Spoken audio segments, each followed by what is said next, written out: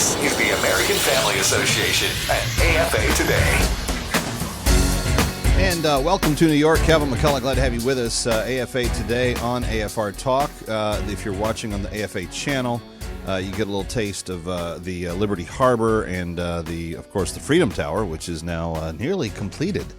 We come to you from the shadow of that place every single day, by the way, and it's our joy and honor to do so because we know we're in a historic place. Well, not only are we in the shadow of what happened in 9/11, but we also know that right next to us at the Trinity Church, the historic Trinity Church, at one time the tallest building in the nation's most important city, that Trinity Church was this historic landmark that people sought God in order to intervene into the governance of mankind and what was going on in the world today. And Alexander Hamilton and others are buried there, and it's just it's a good reminder.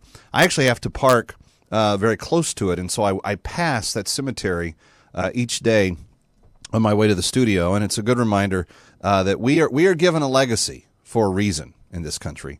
And what are we doing with it? What do we do to make the most of it? Kevin McCullough, glad you're with us. 888-589-8840. I've got so much news today. I don't think we're going to be able to get it all in. And Alex is going to be throwing up these stories on the blog page as fast as he can. But we've got a number of items that I could spend some time talking to you about. For instance, John Beale, you may not know that name. But he's the former Environmental Protection Agency official. Turns out he fooled his bosses into believing that he worked for the CIA. I don't know what all that was about. But he also ended up crafting most of the environmental legislation that we now observe as a country. And why is that important? Well, it's doggone expensive. These regulations have been painful in terms of the implementation, and it turns out he has no credentials to be coming up with these ideas, to be putting these ideas out there, to be authoring this, and to be saying that these are reliable solutions to environmental issues. It's just bogus. It's like if we were to hire a Secretary of the Treasury that had not paid his tax. Oh, we did that. Never mind. I'm moving right along. Yeah, very, very, very, very strange. And then there's this other, and I could do a whole show just on that. There's another story here. Remember back in the campaign, most transparent White House you will ever see. We're going to have the most transparent White House, most transparent government. We are going to be so transparent, you're just going to be sick of how transparent we are by the time it's all over with. Remember those promises? Remember that? Remember how good that sounded on the campaign trail? Transparency, transparency, all is transparency. Well, according to Mark Tapscott over at the Washington Examiner newspaper today, the White House evidently not only the rewriting of the Obamacare law unconstitutionally, where you had the bill, it went through the House, a different bill went through the Senate. Neither of them were good. Neither of them the American people wanted, but they were so determined to pass something that Harry Reid took them into the back room filled with smoke, and they started piling stuff into that, and it turned into a 2,000-page plus monstrosity that has all kinds of things in it that are stupid. Like, for instance, if I am of beyond birthing age for children, if I get so old. I realize Larry King and Charlie Chaplin, those stories are legendary. But if you get so old that you shouldn't be fathering, can't normally father children anymore, that they still the Obamacare legislation still requires your plan to offer pediatric dental care.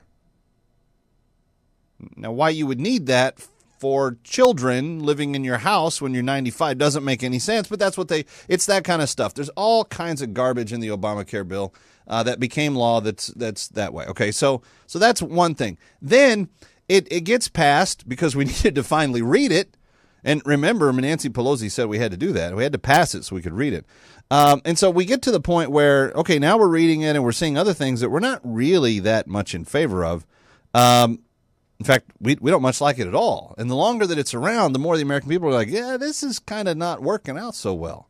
So the individual mandate and the other things keep getting postponed. Last week, almost in an exclusive, I don't know of other major media that have talked about this. I know that O'Reilly brought it up and Juan Williams laughed him down over, on Friday. But the point being that Obamacare has been riddled with surprises that aren't necessarily the good kind. And so the president, not wanting to be unlikable, says, okay, I'm going to go back and I'm just going to rewrite a whole cloth of the. Now, you can't do that. The law says if you want to change the law, the Constitution says if you want to change the law, you got to go back to Congress. You got to have their input, because if you fundamentally change wholesale chunks of the law, then what you're doing is you're writing a new law that's never been vetted by the people or the people's representatives. So you can't just, pass a blank page, call it a bill, turn it into a law, and then just start writing stuff. It doesn't work that way. But in this president's mind, it does. So he went back and he just started changing things. Well, we'll delay this mandate. We won't make this be the case. We'll do something different over here. We'll again and again and again. He just did it over and over again. Well, and most recently last week he just said, well, we'll just delay the individual mandate until 2016. He won't even be in office then. If he follows the Constitution, he won't be in office. But so you get all the way to the end of all this, and then last week they put in the exemption for hardships, and if you have a hardship, then you can opt out because you have the hardship exemption.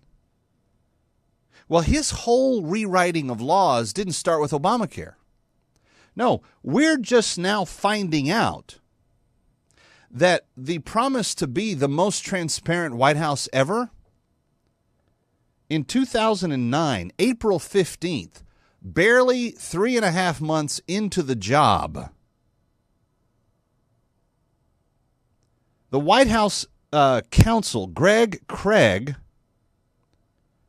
wrote a memo instructing the executive branch to let White House officials review any documents sought by the Freedom of Information Act requesters that involved White House equities. The phrase is nowhere to be found in the Freedom of Information Act. The Freedom of Information Act, for those of you that don't know what it is, it's your right as a taxpayer to go to the government and say, hey, I want to know what you did on this and this and this and this. And if there's public record and if there's government records and so forth that aren't classified for security reasons and so forth, the courts, you're supposed to get access to them. Why? Because they work for you. You're the boss of the government.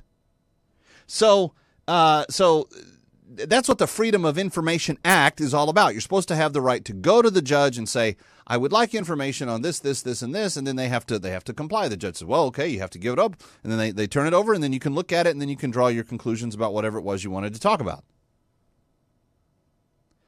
But back in 2009, the White House didn't like that. So the White House said, well, if the judge says that we got to turn them over, what we should probably do is let the White House review it before we give it up. Well, that was just an internal memo. It didn't really carry the weight of law. But the Gregg memo, according to the Washington Examiner and Mark Tapscott's column today, is described in detail in a new study made public by Cause of Action, a Washington-based nonprofit group. How serious an attack on the public's right to know is this invention of the White House equities exemption? Freedom of Information Act is designed to inform the public on government behavior. The White House equities allow the government to withhold information from the media or the public by having media requests forwarded for review. In other words, what the Freedom of Information Act is designed to ensure for the American people that the government doesn't act above them, that they are accountable to them. This White House said, we'll be accountable to nobody. Nobody going to be my daddy. And so they just started rewriting things, saying, nope, you have to have a White House review of this before we will let it go. Now, regardless of what the judge says or the Freedom of Information Act says. The equities exception, writes the Washington Examiner newspaper, is breathtaking in its breadth. Any document request is covered, including congressional committee transcripts, GAO requests, judicial subpoenas, and all Freedom of Information requests. And it doesn't matter what format the documents happen to be in, because according to the administration, the equities exception applies to all documents and records, whether in oral, paper, or electronic form, that relate to the communications to and from the White House, including preparations for such communications. In other words, the Obama administration, just like they did with Obamacare, back in 2009, went into the Freedom of Information Act, a law that's been on the books forever, and just wholesale made up a new piece of it and said, well, you know, it doesn't really mean what it means. Here's what it really means. Must go through the White House first. Let me be clear. Signed it off. See, I don't know if we live in America anymore. If we live in America, might be partially determined right now on whether or not the current administration wishes to continue to call this place America. Because there's almost nothing that they're doing that's law-abiding. Top of the hour, some of you may have heard the news story about the Toyota lawsuit that the Justice Department brought against Toyota. It's roughly 5 years old. Do you know what set that lawsuit in motion?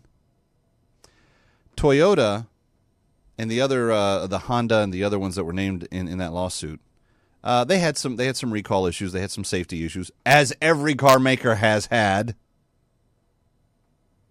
But they didn't go along. They're not union shops.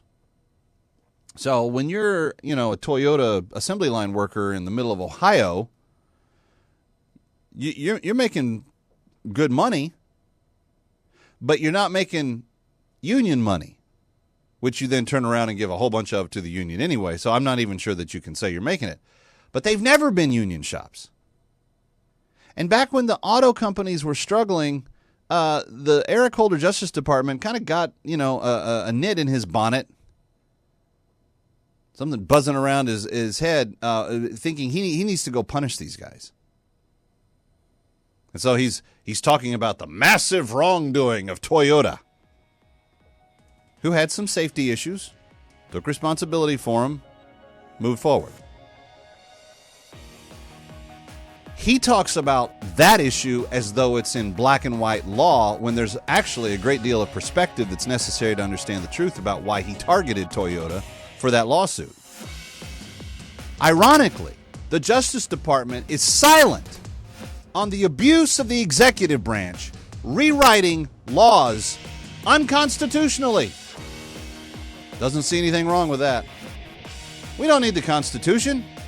What protection should it really give the American people? Whatever the whim of the executive branch says. That's what these jokers in D.C. are trying to sell us. Are you buying? I'm Kevin McCullough. Stay with us on AFA Today on AFR Talk.